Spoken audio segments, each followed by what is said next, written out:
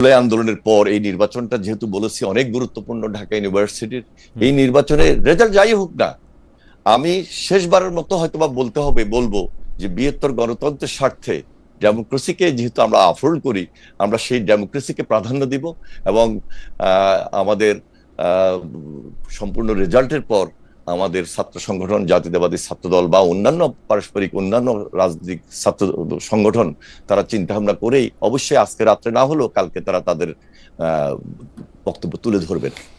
Any ভাই, আমি একটু দর্শকদের উদ্দেশ্যে একটু বলি যে এনি ভাই, সাকিব ভাই, আমি প্রায় সমসাময়িক ঢাকা বিশ্ববিদ্যালয়তে, ওনারা দুজনেই যদিও আমার থেকে একটু বড়, কিন্তু ভাই 40,000-এর মতো ভোটার। আমি কালকে, যদিও মার্কিন যুক্তরাষ্ট্রে রাত ছিল, কিন্তু আমি যতটা রাত পর্যন্ত আমি দেখতে চেষ্টা করতেছিলাম যে অনেক আনন্দ ফুর্তি, প্রায় উৎসবমুখর পরিবেশে ভোট দিয়েছে। দুই একটি জায়গায় হ্যাঁ অভিযোগ পাল্টা অভিযোগের কিছু তো ছিল, কিন্তু সেই অভিযোগ পাল্টা অভিযোগ তো আসলে আমার কাছে মনে হয় যে এই 40,000-এর ভোটটার, তাও আবার সবাই ঢাকা বিশ্ববিদ্যালয়ের ছাত্র, একটুক তো মনে হয় স্বাভাবিকই। মানে মানে আপনি কি মনে করেন যে এটা মানে আমরা যদ্দূর দেখতে চেয়েছিলাম তার মধ্যেই এটা সবচেয়ে ভালো নির্বাচনই তো মনে আমরা দেখলাম? মানে এনি ভাই যদি একটু মন্তব্য করতেন। জি, দেখুন, আমরা তো ঢাকা ইউনিভার্সিটিতে যাওয়ার কোনো সুযোগ হয় নাই গত কয়েকদিন যাবত, এবং নিয়ম অনুযায়ী সেখানে আমরা যাইতে পারি নাই। আমরা যেমন 90 ইলেকশন করেছি, 89 ইলেকশন করেছি, তখন তো আমরা ঢাকা বিশ্ববিদ্যালয় ক্যাম্পাসে ইন প্রেজেন্স ছিলাম এবং বাইরে থেকে অনেক রাজনৈতিক সংগঠন বা রাজনৈতিক দলের নেতৃবৃন্দ সেখানে গিয়েছেন, ক্যাম্পেইন করেছেন। এবার সেই সুযোগটা ছিল না, একই হিসাবে ভালো। কিন্তু কথা হলো বিশ্ববিদ্যালয়ের ভিতরে যে কথাগুলা আমরা আজকে শুনেছি, গত কয়েকদিন যাবত শুনেছি, প্রশাসন নিয়ে যে কথাগুলা হচ্ছিল যে এটা শিবির নির্ভর, এটা জামাত নির্ভর, গুপ্ত সংগঠনের মধ্য থেকে সাধারণ ছাত্রদেরকে প্রভাবিত করে একটা রাজনীতি করার চেষ্টা করা হয়েছিল, এটা আমাদের কাছে পছন্দনীয় ছিল না। কারণ আমরা সবসময় ঢাকা বিশ্ববিদ্যালয় কর্তৃপক্ষের কাছে একটা নিরপেক্ষ অবস্থানে আশা করেছি বা আশা করব প্রত্যাশার জায়গা থেকে। ঢাকা ইউনিভার্সিটি মানে এখানে সবসময় একটা আন্দোলন সংগ্রামের ঐতিহ্য সবকিছুকে আমরা ধারণ করি, তেমনি আমরা ছাত্র রাজনীতির ভাবমূর্তিকে নিয়েই আমরা সবসময় কথা বলেছি এবং এই প্রজন্মের কাছে তো আমরা সেটাই দেখতে চেয়েছি এবং সেটাই শুনতে চেয়েছি। এই জন্য আমি বলছি যে আজকে অনেকগুলা ছাত্র সংগঠন, শুধু জাতীয়তাবাদী ছাত্রদল নয়, প্রায় বাম ছাত্র সংগঠন, বৈষম্য বিরোধী ছাত্র আন্দোলন বা যারা স্বতন্ত্র ইলেকশন করেছেন, অনেকেই বলেছেন যে এই অনিয়ম, এই অভিযোগ এবং একটা স্মুথ নির্বাচন যেটা প্রত্যাশা অনুযায়ী ছিল, সেটা কিন্তু একদিকে মিডিয়া মহবত তৈরি করা হয়েছে, আর একটা প্রশাসনের ক্ষেত্রে অনেকটা অসহযোগিতা আমরা পেয়েছি। সুতরাং 40,000 স্টুডেন্টের মধ্যে একটা পার্সেন্টেজ প্রায় 80+ যেটা হয়েছে, সেটা সম্পর্কে আমি ব্যক্তিগতভাবে আগে থেকে জানতাম যে হয়তোবা জুলাইয়ের পর একটা ব্যাপক উপস্থিতি সেখানে থাকবে, কিন্তু আমাদেরকে প্রতিনিয়ত সাড়া দিয়েছে, প্রতিনিয়ত আমাদের মধ্যে দাগ কেটেছে যে এই অনিয়মের কথা কেন আসবে, এই অভিযোগ কেন আসবে, স্মুথ নির্বাচন কেন হবে না। আমার মনে অনিয়মের কথা বলছেন পরিষ্কার করে এনি ভাই। আমরা একটু সাকিবের কাছ থেকে শুনি যে সাকিব ভাই, আপনি নির্বাচন কেমন দেখলেন? আসলে ফল যাই হোক তা সবার মেনে নেওয়া উচিত কিনা? আপনার কাছে আমি একটু এক্সটেন্ডেড প্রশ্ন করতে চাই যে এই ফল জাতীয় নির্বাচনে বা জাতীয় রাজনীতিতে বড় কোনো প্রভাব রাখবে কিনা? ধন্যবাদ খালেদ মহিউদ্দিন আমাকে আমন্ত্রণ জানানোর জন্য। অ্যানি ভাই আছেন, শহীদুদ্দিন চৌধুরী অ্যানি,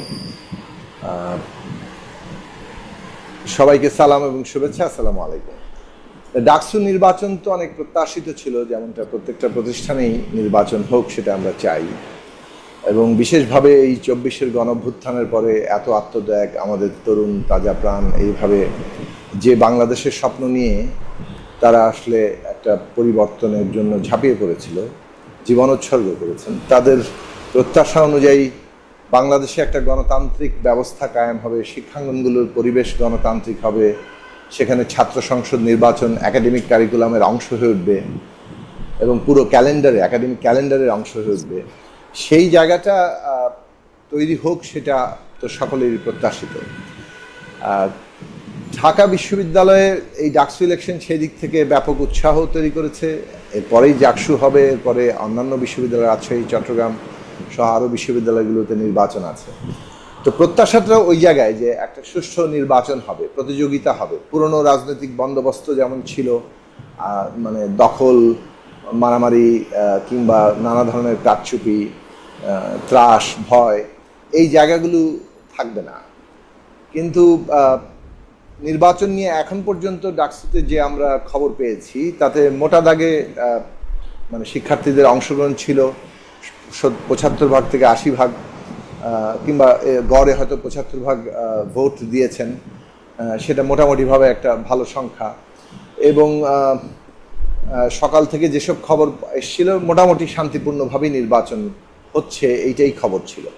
বেশ কিছু অভিযোগ অবশ্য ইতিমধ্যে এসছে যে এগুলোতে মানে বেশ বড় ধরনের অনিয়মের কথা শোনা যাচ্ছে অভিযোগ আকারে। আমাদের মনে হয় যে এই বিষয়গুলো খুব সুষ্ঠুভাবে তদন্ত হওয়া দরকার, কেননা কোনো নির্বাচন নিয়ে যদি প্রশ্ন থাকে এবং প্রশ্নবিদ্ধ হয়ে পড়ে একটা নির্বাচন, তাহলে সেটা গণতান্ত্রিক পরিবেশ তৈরি করতে সাহায্য করে না। এবং এই যে ফলাফল মেনে নেওয়ার প্রশ্নটা, সেটাও কিন্তু একটা মানে বাধা তৈরি করে। ফলাফল মেনে নেওয়াটাই খুবই কাঙ্ক্ষিত একটা গণতান্ত্রিক রাজনীতি কিংবা ব্যবস্থার মধ্যে। কেউ জিতবে, কেউ হারবে, জনগণ যাকে কিংবা যারা ভোটার তারা তাদেরকে প্রার্থীকে নির্বাচিত করবেন এবং সেইটাই, এবং ফলাফল সবাই মেনে নিবে। কিন্তু আমাদের বাংলাদেশে যে জিনিসটা ঘটে সেটা হচ্ছে যে নির্বাচন নিয়ে মানুষের আস্থার জায়গাটা পরিপূর্ণভাবে থাকে না।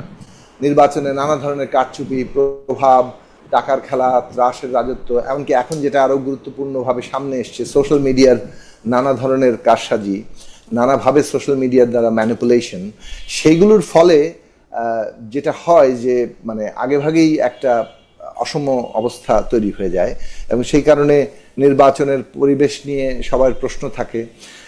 ঢাকা বিশ্ববিদ্যালয়ে অবশ্য বেশ কিছুদিন ধরেই এই প্রশ্ন ছিল যে প্রশাসন ঠিক নিরপেক্ষ আচরণ করতে পারছে না। সেই জায়গা থেকে আজকে নির্বাচন নিয়ে যখন আবারও প্রশ্ন উঠছে যে প্রশাসন ঠিক যথাযথ নিরপেক্ষ ভূমিকা রাখতে পারছে কিনা, তখন সেইটা দুঃখজনক। সাধারণভাবে আমরা মনে করি যে প্রশাসন এমনভাবে তদন্ত করবেন যাতে করে তারা তাদের নিরপেক্ষতার জায়গাটাকে স্পষ্ট করতে পারবেন এবং সবার মধ্যে আস্থা তৈরি করতে পারবেন। শেষ পর্যন্ত এটাই চাইবো যে যারাই জয়লাভ করুক এবং যারা প্রতিদ্বন্দ্বিতা করেছে সকলকে নিয়ে একটা গণতান্ত্রিক পরিবেশ ঢাকা বিশ্ববিদ্যালয়ে চালু হবে। আমি কি দুইটা জিনিস আপনার কাছ থেকে একটু ইলাবরেট করতে পারি এই জায়গার মধ্যে? এটা একটু এনি ভাইও যদি পরে দুইটা পয়েন্ট তৈরি করেন। এক হচ্ছে যে আমরা ঢাকা বিশ্ববিদ্যালয়ে শুধু পড়ি নাই, যখন থেকে পড়া শুরু করছি তখন থেকে এখন পর্যন্ত আমাদের একটা সম্পর্ক আছে। এটা ছাত্রের মাধ্যমে হোক, শিক্ষকতার মাধ্যমে হোক, গবেষণার মাধ্যমে হোক, সিলেবাস প্রণয়নে হোক। আমরা কিন্তু যদি মানে নিরপেক্ষভাবে বলি যে বিএনপির যত জনপ্রিয়তা বা বিএনপির ছাত্রদলের যত জনপ্রিয়তা ছিল, এটা তো বলার অপেক্ষাই রাখে না। যদি এখানে মুজিববাদী ছাত্রলীগ বা ছাত্রলীগ যদি না থাকে, সেখানে বিএনপির সাথে কারো প্রতিদ্বন্দ্বিতাই হইতে পারার কথা না ঢাকা ইউনিভার্সিটিতে। কিন্তু এই যে প্রতিদ্বন্দ্বিতাটা হইল, এমনকি বিএনপি এটাতে হেরেও যেতে পারে, এটার একটা বড় কারণ কি সাধারণ ছাত্ররাই তো মনে করতেছে যে বিএনপি আসলেও ঠিক ছাত্রলীগের কায়দায় ছাত্রদল আসলে একইভাবে যে হল প্রশ্ন চালাবে সেইটা বা হলে সিট করবে, এটা তাদেরকে এক ধরনের আতঙ্কগ্রস্ত করতেছে। এইটা কি না সোশ্যাল মিডিয়ার কারসাজি আপনি যেটা বলতেছেন, সোশ্যাল মিডিয়া তো আপনি আসলে সোশ্যাল মিডিয়া তো ভোট দিয়ে দিতে পারে না। তারা বলতেছে, প্রচার করতেছে, প্রপাগান্ডা করতেছে এবং বেশি সংখ্যক লোক তাদের বিশ্বাস করতেছে। এটাকে তো আর কারসাজি কি আর বলা যাবে সাকিব ভাই?